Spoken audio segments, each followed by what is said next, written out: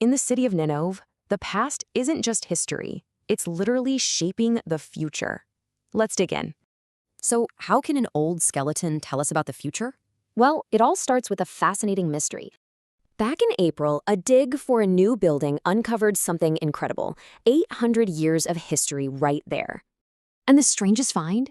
A medieval skeleton buried in a way that just baffled the experts. But this one skeleton is just a single clue. It points to a much bigger story about the city. And that story is all about resilience. It shows how the city survived through some really tough times. For instance, the dig found evidence of huge fires, but also of some seriously clever city planning. These special fire alleys prove it.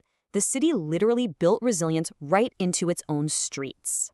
And that same thinking, building on the past, is happening right now at that very same dig site. You see, that new tourist center, it's being built to actually mirror the historic chapel beside it.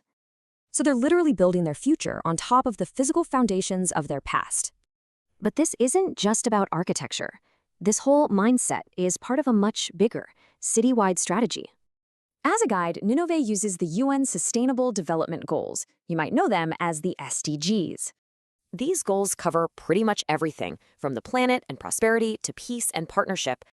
And here's the cool part. They actually measure their progress. This shows exactly how they stack up. And the details are fascinating. They're scoring really high in areas like climate action and gender equality. This data-driven approach isn't just for show. It actually shapes their policies for the future. Okay, so let's tie this all together. It really comes down to one big idea about history. For Ninove, history isn't something dusty in a museum. It's a living, breathing guide for what comes next. So those old fire alleys and the new sustainability goals, they're really all part of the same story. Which leaves you with a final thought. How does any community choose which parts of its past to build on?